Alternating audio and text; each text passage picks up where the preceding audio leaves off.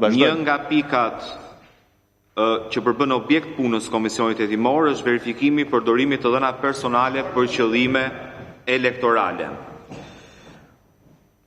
Me nën çështje përdorimin e palishëm të dhënave personale, ku shteti vendosi të dhënat personale dhe sensitive të qytetarëve të administruar prej tij në dispozicion të një partie politike, konkretisht Partisë Socialiste të Shqipërisë, i njohur ndryshe si sistemi i patronazhistëve. Sipas një investigimi publikuar në 11 prill në medialapsi.al, ka arritur të sigurojë një databazë ku janë përfshirë të dhënat personale dhe sensitive të paktën 910.000 votuesve në qarkun e Tiranës, të moshës 19 deri në 99 vjeç. Dokumenti përmban të dhëna personale si numrat e telefonit, numrat e kartës së identitetit, numrin e qendrës votimit, vendin e punës për shumicën e të regjistruarve dhe një përshkrim të përkatësisë politike për secilin prej qytetarëve të Tiranës, e cila praktikisht është fryti një pune monitorimit të qytetarëve që ka në themel të saj të dhënat që ne i kemi besuar shtetit.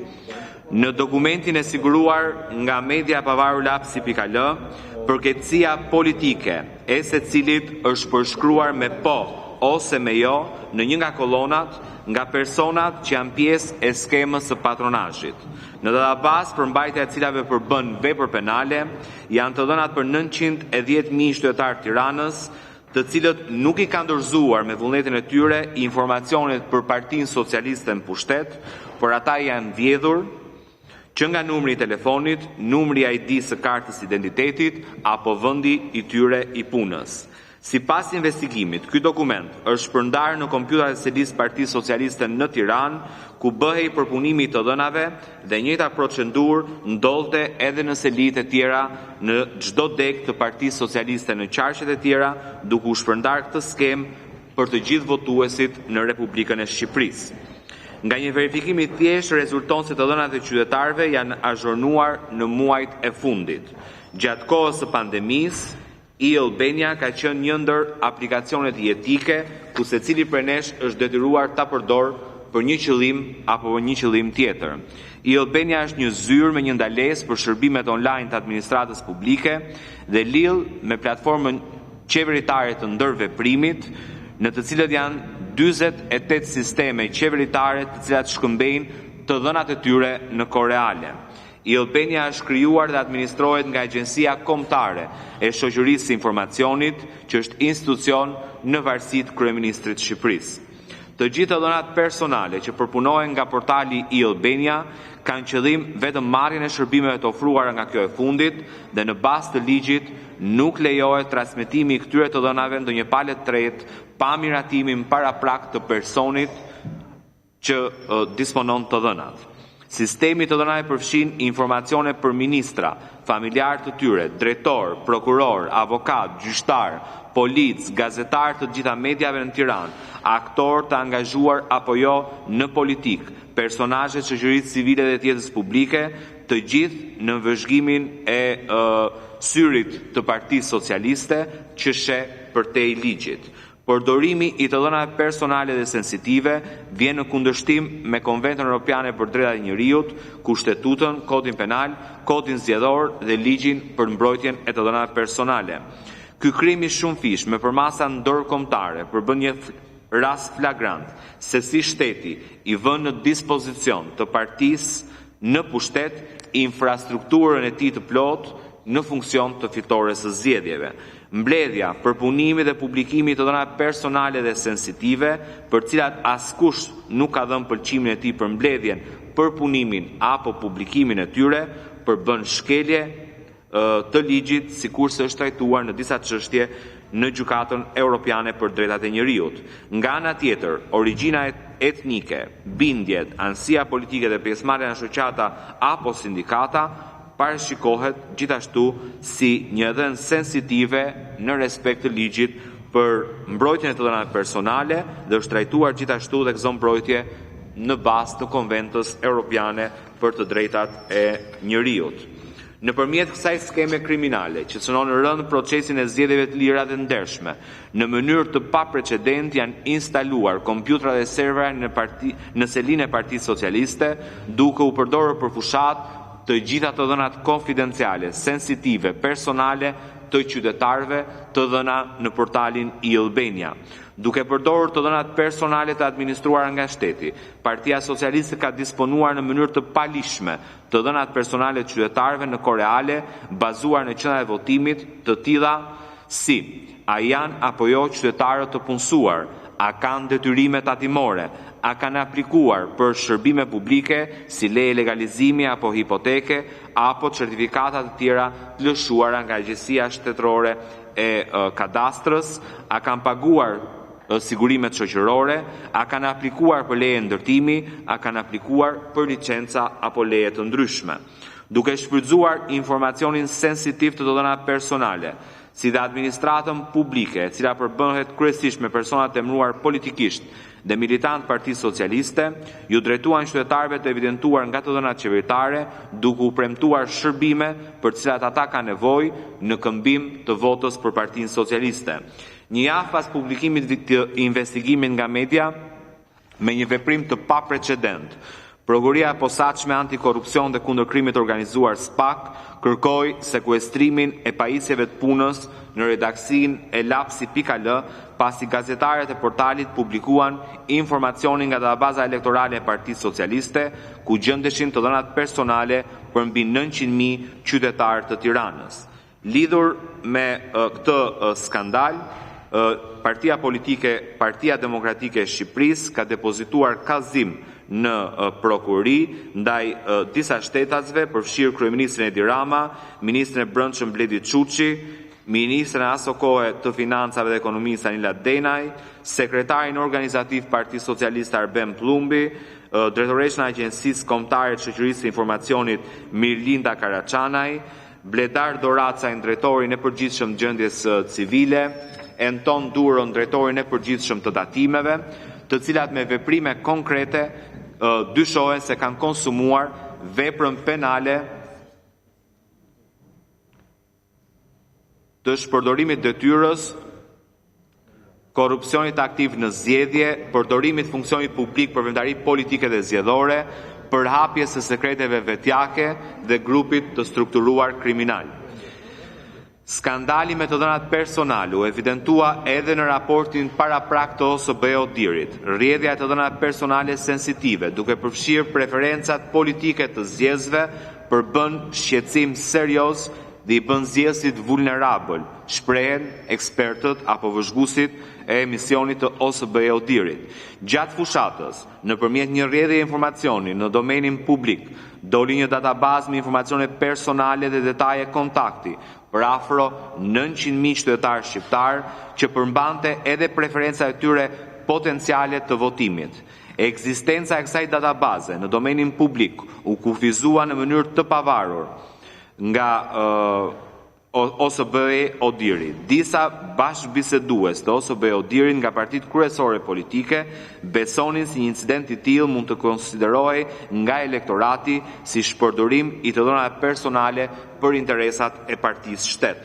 Në orët e vona të së shtunës të datës 24 prill, kryetaria e një tjetër partie në opozit, Lëvizje Socialiste për Integrim, doli një deklarat për mediat për të denoncuar patronazhistët e Partisë Socialiste, të cilët kishin marrë përsipër blerjen e votave në qarkun e Durrësit, që fakton se sistemi i patronazhimit dhe përdorimit të dhënave personale nuk ishte një fenomen lokal vetëm për Tiranën, por ishte i shtrirë në të gjithë Shqipërinë. Më 17 prill 2021, Edi Rama, kryeministri i Shqipërisë, gjatë një takimi elektoral me të rinjt në qytetin e Durrësit, i falenderoi patronazhistët për punën e bërë, duke pranuar fenomenin kriminal të mbledhjes dhe keqpërdorimit të të dhënave personale të qytetarëve. Pas zgjedhjeve, kryeministri rikonfirmoi të njëjtën gjë. Të njëjtën gjë rikonfirmoi edhe zëvendës kryeministri aktual, i cili në një nga seancat plenare konkretizohet të datës 14 tetor, mori në mbrojtje përsëri sistemin kriminal të patronazhimit, duke pranuar zyrtarisht se poseduesit e këtij sistemi, pra të keq përdorimit të dhënave personale të qytetarëve është partia në pushtet. Në muaj ngusht, Komisioneri për mbrojtjen e të dhënave personale mbylli hetimin administrativ mbi çështjen e patronazhistëve duke miratuar rekomandimi numër 44 datë 19/8/2021 për kontrolluesin Partia Socialiste e Shqipërisë. Komisioneri del në përfundimin se faktet dhe rrethanat e hetimit administrativ nuk krijojnë kushte për të evidentuar dhe provuar në terma dhe hapa konkret hetimi, krijimin dhe përdorimin e bazës të dhëna nga asnjë subjekt hetimi administrativ. Pra fakti që një bazë të dhënash personale sensitive ndodhet në serverin lokal të Partisë Socialiste dhe pasurimi i të dhënave është bërë në bazë të një urdhri të brendshëm të Partisë Socialiste, si dhe fakti që është krijuar një mekanizëm për mbledhjen e të dhënave personale sensitive të individëve nuk mjaftoi për komisionerin për mbrojtjen e dhënave personale ish deputet i Partisë Socialiste. Për komisionerin, mos ekzistenca një baze të dhënash të ngjashme në asnjë territor tjetër të organizimit politik e përjashton Partinë Socialiste nga dyshimi i autorësisë.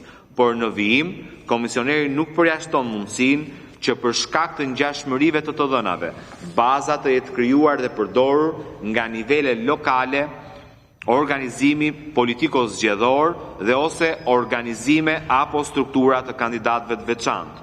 Mëtej, duke ngataruar qëllimisht krijimin dhe përdorimin e bazës të dhënave me rrjedhjen e saj nga patronazhist apo persona të tjerë, komisioneri gjen se mund të kemi të bëjmë me një përdorim të paautorizuar në tejkalim të qëllimit përpunimit, mund të kemi të bëjmë me mungesë të masave tekniko-administrative, ka një mangësi në nivel njohurish apo nuk janë marrë masat konkrete për trajnimin e punojësve. Në përfundim, shkelja e ligjit dhe kushtetutës me një udhëzim të brendshëm partisë në pushtet mbulohet si ignorancë ndaj ligjit dhe lehtësohet nga angazhimi serioz për të rikuperuar mangësitë e konstatuara në të ardhmen. Zgjedhjet për mbrojtje këtë shkelje shkon deri aty sa komisioneri për mbrojtjen e dhënave personale, përsëris ish deputet i Partisë Socialiste, mundohet marrë një pjesë të fajit mbi vete, duke theksuar se po rishikonte një udhëzim të vitit 2013 për përpunimin e të dhënave personale për qëllime të fushatave zgjedhore në mënyrë që ta artikulojë edhe më qartësisht e konkretisht përgjegjësitë e subjekteve politike.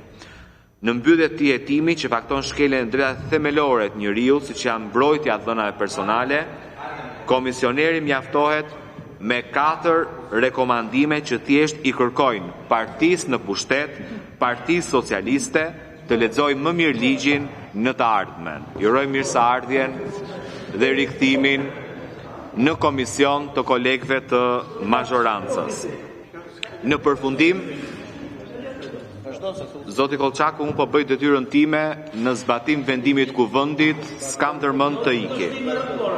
Në mbështetje të neneve 14B, 15.1 dhe 17 të ligjit për komisionet hetimore dhe vendimit kuvendit numër 79/2021 për të faktuar atë që konsiderohet si keq përdorim i të dhënave personale të shtetasve për qëllime elektorale dhe që kanë